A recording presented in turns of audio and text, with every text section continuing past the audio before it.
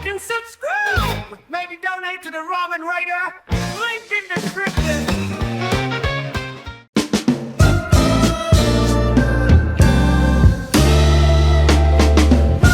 Hi, hey, this is Hans, and it's time for another episode of Unboxing Time with the Ramen Raider. This is the show where I show you what comes in the mail. And today we've got something from the United States. Yes, another box from the famed James from Lakeside, California. I don't know what's in here. Last time he sent me a box, it was insanity. So let's crack it open and see what's inside. Oh, wow. So it's pretty neat. James usually finds stuff that I've never heard of, but he lives just down the coast from me, a few states down in California, and I live in Washington. But he always finds all this interesting stuff that I've never seen before. So we'll see what's in here. I'm betting nothing that I've seen before. And here's a good example of that. I have no idea who makes this. I've seen this before that I like. But it looks to be a Japanese variety. It looks like usually these kind of long noodle varieties like this are not this thick. So dipping ramen, so it's a tsukemen or skemen or what do you call it? Zaru soba? So I don't know. We'll find out. You know, I'm not sure if I've tried this or not, but I'm guessing I haven't. And this is a variety from Weili. They're out of Taiwan. This is an instant. Should be pretty good. Weili Main is a soup and a dry noodle that has no broth with it.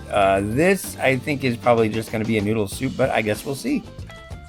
And what he did contact me about sending me some stuff from this brand, Neostar Ramen Delight. And I don't know if I've had the shrimp one. I found one at a dollar store recently. But yeah, these are fascinatingly foul for the most part. And I'm sure I haven't had this one, the spicy beef variety. And here's something I've never heard of, and I don't know. Garlic tteokbokki. It's too bad it's not in a cream sauce because my family would eat it if it wasn't spicy, but this sounds really good, so I'm all over it. Yeah, I know it doesn't have any ramen in it. I might just grab a noodle block and make it up to make rabaki with this, so we'll see.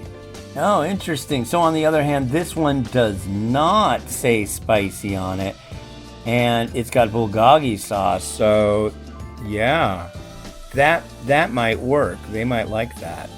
And finally, we've got this little bugger, this honey sesame flavor cup noodle stir fry. And what's interesting is that I haven't reviewed this. I've got one in this box here that has like a bazillion different varieties in it. But this actually makes my job a lot easier because I can do all the pictures and stuff and then start with a fresh one, have the thing all documented and everything. So very cool, thanks.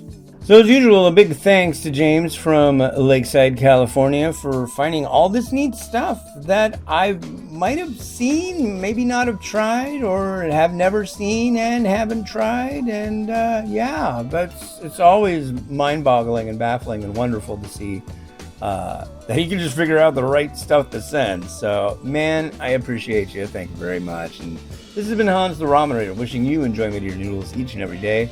Have a good one. Bye.